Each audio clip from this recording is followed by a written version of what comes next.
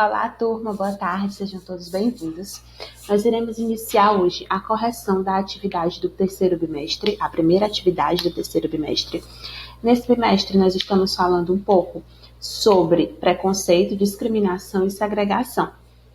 Essa atividade, assim como a nossa aula passada, que foi uma aula introdutória, também é uma atividade introdutória, né? Sobre essas três categorias de uma maneira bem geral. Na próxima aula, a gente vai aprofundar um pouco mais o conteúdo e, consecutivamente, as questões também vão sendo aprofundadas, certo? Vamos iniciar então. Na primeira questão, eu coloquei uma questão aberta e aí eu faço uma observação importante. Vocês não precisam ter colocado exatamente com essas palavras a resposta de vocês, tá? O que importa é que tenha essa ideia central. A questão diz o seguinte: o que são os estereótipos? Eu coloquei essa definição. É uma definição que eu peguei no site Educa Mais Brasil. Eu fiz essa opção por pegar desse site para deixar uma referência para vocês, né?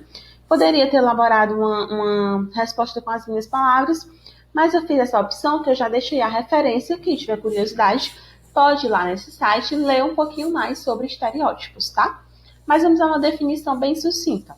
O estereótipo é um tipo de padrão que a sociedade constrói. Ou seja, é algo que foi construído pela sociedade. Se foi construído, pode ser desconstruído, pode ser reconfigurado, repensado. É uma ideia pré-concebida que acaba colocando as pessoas ou grupos sociais em caixinhas, criando rótulos, ditando seus comportamentos e padronizando sua imagem de forma bem preconceituosa. Ou seja, os estereótipos, né? É uma raiz do preconceito. Por quê? Porque ele pega características de um grupo e generaliza como sendo correto, como sendo padrão de toda uma sociedade, quando na verdade não é necessariamente. Então, assim, é muito importante ter cuidado com esses estereótipos. Camila, pode citar algum exemplo de estereótipo? Eu citei alguns na hora da aula. Desculpa, gente, pelo cansaço. Eu citei alguns na hora da aula, mas é que a gente pode relembrar, né? O estereótipo do baiano preguiçoso, do carioca bandido, da loura burra, são estereótipos. São rótulos, são padronizações preconceituosas acerca de determinados grupos dentro da sociedade. E é muito importante a gente combater esses estereótipos. Lembrar que eles não são verdades, eles são preconceitos. Ideias preconcebidas. Segunda questão. O estabelecimento de uma fronteira social ou espacial que aumenta as desvantagens de grupos discriminados é imposto por leis e caracteriza-se como ação política que busca manter a distância de indivíduos e grupos considerados inferiores ou indesejáveis. Quando a gente fala dessa fronteira social e espacial, dessa separação, nós estamos falando em segregação, tá, gente? Muitas vezes as segregações elas são embasadas por leis. Professora, sempre tem a lei para pautar a segregação? Não, tá? Existem segregações que elas não são garantidas por lei, mas quando se é garantido por lei, a gente chama de segregação, certo? Um exemplo de segregação que estava relacionado à lei, o apartheid, lá nos Estados Unidos. Outra segregação que não tem uma lei que define, as segregações que acontecem nos grandes centros urbanos brasileiros, as diferenças, os distanciamentos sociais que acontecem, por exemplo, nos bairros nobres e nas periferias, nas favelas. Tem aquelas clássicas imagens, né? A gente vai até discutir algumas delas no nosso momento de interação. Fica, inclusive, o convite para o momento de interação, né? A gente vai fazer uma atividade com imagens. Espero que fique mais claro esses conceitos para vocês. Então, essa questão, a segunda questão, resposta correta, segregação. Preconceito, discriminação e segregação são fenômenos distintos com características próprias, apesar de poderem ser combinados das mais diferentes formas. Perdão. Sobre esses fenômenos, assinale o que for incorreto. Professora, por que a senhora botou essas questões de incorreta? Era pegadinha, casca de banana? Não, gente, eu coloquei essa questão incorreta porque como isso aqui é uma atividade, a minha ideia é que vocês fiquem com os itens, por exemplo, são 4 itens, né? A, B, C, D. Você tem 3 verdadeiros e só um tá errado.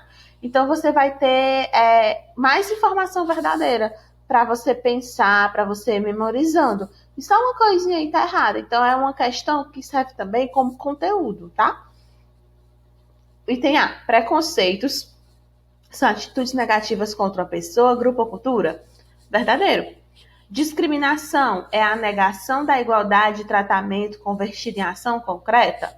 Verdadeiro. É quando você trata uma pessoa ou um grupo de maneira diferente, né? Quando você não trata igualitariamente.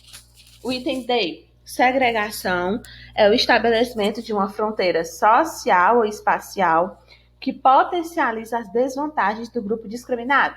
Verdadeiro. Item C, a discriminação, para ser efetivada, depende de um aparato formal legal. Falso, tá? Existem discriminações que são sutis, que não são nem percebidas pelas vítimas da discriminação. E mesmo assim, o que às vezes tem esse aparato formal legal é a segregação e não a discriminação, certo? Então, a discriminação, ela não tem esse aparato formal legal. A discriminação, ela está no nosso cotidiano, em diversas práticas, em diversas situações do nosso cotidiano. Às vezes, a gente nem percebe que está discriminando ou não percebe que está sendo discriminado. Então, a discriminação não tem esse aparato formal legal, não. Certo? Então, o item errado é o item C de Camila, que é o gabarito da questão. E a última questão, professora, já vai acabar? Já, né? Dessa vez vocês viram que as questões foram bem facinhas, pequenas, né? Para vocês já irem fixando esses conceitos que a gente trabalhou. A respeito do fenômeno da segregação urbana, marquem o item incorreto. Vixe, Camila, mais uma vez item incorreto? Sim, mais uma vez item incorreto. Para quê? Para vocês ficarem com essa questão para estudo também, para ajudar vocês a estudarem essas questões. A segregação urbana é aquele exemplo de segregação que não tem a lei que garante. É aquela segregação que acontece no meio dos grandes centros urbanos, tá? Item A.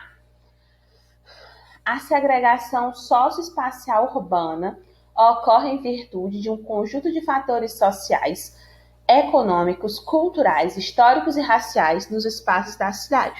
Verdadeiro, tá, gente? Essa segregação socioespacial, ela é resultado de diversos fatores sociais, desde a maneira como se deu a abolição da escravidão no Brasil, até as diferenças políticas, as diferenças sociais, as diferenças econômicas que se perpetuam até o dia de hoje. Então, são vários fatores sociais que contribuem para essa segregação, para essa separação socioespacial. Item B. A marginalização de indivíduos ou grupos sociais nas cidades caracteriza o fenômeno da segregação socioespacial ou segregação urbana. Verdadeiro. Isso que eu expliquei para vocês na aula, né? Vocês lembram que eu disse essa definição de marginalização? Marginalização, muitas vezes a gente confunde, a gente acha que marginal é o bandido. Não é.